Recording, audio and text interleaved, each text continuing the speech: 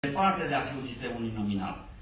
Să mers până acolo încât un candidat care câștigă colegiul uninominal nu intră în Parlament. Automat. Nu intră în Parlament. Poate să intre al doilea, al treilea. Este făcut o lege de așa manieră încât să nu înțeleagă nimeni nimic. După aceea se fac redistribuirile. După aceea se fac aranjamentele. Din acest motiv a refuzat premierul Călin Popescu-Tăriceanu varianta dreaptă, corectă, la lumina zilei propusă de președinte, ca alegerile să fie uninominal adevărate, în sensul cum sunt la primar.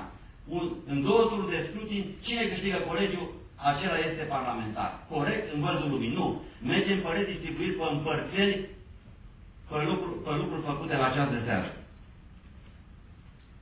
Au început să-și anunțe candidaturile diversi indivizi pe care i-am văzut și vedem de 19 ani. Am auzit că domnul Iliescu e invitat pe la Prahova. Noi credem că locul lui ar fi un colegiu bun pentru tovarășul Ion Iliescu, undeva un colegiu, noi am propune la Dostan, viitorul Parlament al României. Așa cum v-am spus mai devreme, în rezoluția pe care o vom prezenta, sunt lucruri importante, inițiative legislative ale forței civice. Lucruri care trebuie să făcute până la alegeri, deci până în luna decembrie. Am cerut instanțelor supreme din statul român să facă demersuri imediate. Și un lucru extrem de important pe care aș vrea să vi spun în avantpremier așa, vom cere guvernatorului Băncii Naționale să ne spună câți bani au existat în conturile PCR-ului. Deci, atenție, toată lumea a întrebat unde-s banii. Noi îl întrebăm simplu și clar și concis pe domnul guvernator Burgui Sărescu. Aceste date nu poate să nu ni le ascundă. Câți bani exact au existat, ce fonduri erau în contul PCR-ului, UTC-ului, UGSR-ului, în conturile securității, în conturile băncilor de stat din România, pentru că dânsul a avut și are acces la aceste informații. Va fi obligat de noi, pe baza legii 544 pe 2001, acces la informații de interes public, să ne furnizeze aceste date. Și atunci, oameni buni, veți afla, vă veți minuna cu câți bani a plecat România la drum. Și vreau să mai spun un singur lucru și cu asta închei. Vreau să vă spunem că datoria externă de informație care le avem la această oră a României atinge aproape de 70 de miliarde de euro. Dacă ținem cont de privatizările făcute, de banii existenți în conturi, de creanțele României, este vorba de cheltuirea a peste 100 de miliarde de euro în acest 19 ani. Și ne întrebăm, vă întrebăm și întrebăm, ce ați făcut oameni cu acești bani? 100 de miliarde de euro. În plus de acești bani, care sunt împrumutați sau au fost în visteria națională, sunt și bugetele naționale.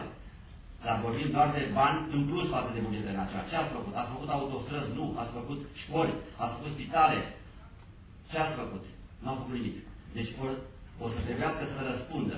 După cum vedeți, nu există răspundere ministerială, nu există răspundere parlamentară, nu există răspundere judecătorească.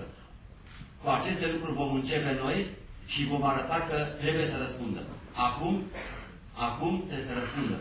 Deci și judecătorii trebuie să răspundă care dau soluții incorrecte, și parlamentarii care au votat în cor ca avuția națională Petromul să fie dat unor firme străine pe 50 de ani, bogăția subsolului României, acei parlamentari care au votat acolo trebuie să răspundă în fața legii, să-și asume această responsabilitate.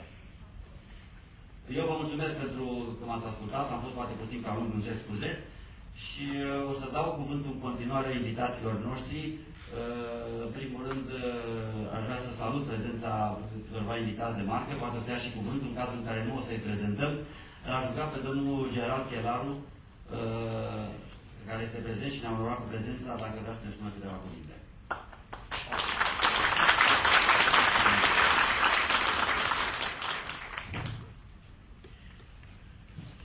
Calitatea mea publică o cunoașteți, însă mă aflu în fața unui nou extemporal, acela de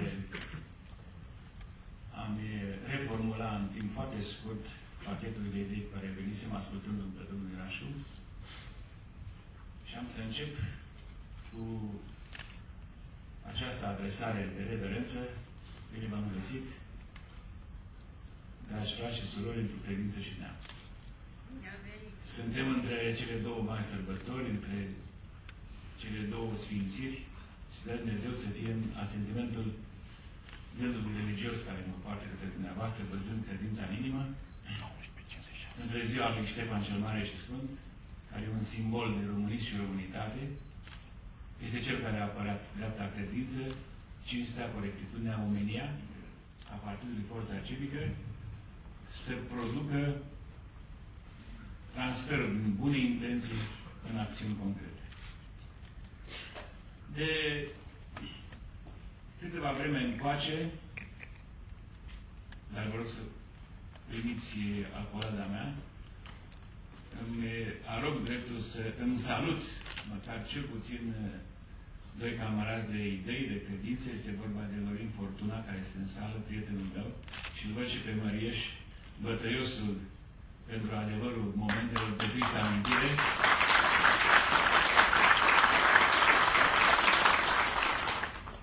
Și constat că la acest eveniment, preluând ideea, au venit oameni de diferite vârste, diferite opțiuni de viață, diferite profesii, la un numitor comun. Și numitorul comun se extrage din voința de a spune: oameni buni, oricât de mult am vorbit, dacă nu trecem la fapte, este zadarnic. Eu aveam o metaforă pe care cred că, dacă o repet, nu vă deranjează. Oricât de mult ai sta în tribuna oficială sau la peluză într-un stadion, oricât de mult ai fluiera, ai huidui, sau nu ți-ar conveni într-un fel sau altul ce se petrece în teren, nu poți să schimbi scorul din teren până nu intri să joci. Am fost foarte atent la radiografia făcută. O Românie absolut demolată. Oameni buni, putem să criticăm punct cu punct. De la restaurația de catifea a eșalonului 2 și 3 triplocomunist, până la marile hoții. Am pierdut averi, poate ne-am pierdut cel mai de preț lucru, solidaritatea între noi. Cel mai grav este că am pierdut o țară și noi nu avem ce să lăsăm moștenire copiilor noștri. Asta este problema de conștiință care personal pe mine mă frământă și mă întreb când îmi va fi interzis să cobor de pe domeniul public pe autostradă, de exemplu, să nu fiu împușcat de nu știu ce violator de pământ românesc. Ca națiune suntem surclasați de o serie de seminții care nu au nimic fără de cea noastră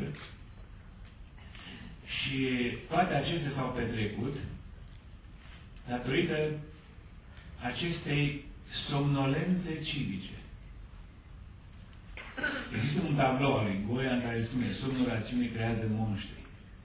Somnolența civică creează dezastru națiunii. Spunea domnul Iurașcu cu formulă simplă și foarte exactă: sunt băieți într-o frăție a hoției de neimaginat. Mai academic spus, le-am explicat de ce nu mai este loc, și după cum vedeți, nu s-a mai permis niciun loc pe eșichierul politic al unui partid de bună credință. Pentru că ei sunt interșanjabili la putere, pentru că sunt interșantajabili cu dosare. Fiecare putere își păstrează dosarele de șantaj pentru cel care urmează. Va fi extrem de greu ca această sămânță de forță, de cinstire și de curățenie să producă, să iasă ca o plântuță vie de sub bolovanul ticălos sau ticăloșiei acestor ani. Actuala clasă politică și a dat măsura nemerniciei în totalitate. Iar eu o consider că avea o bază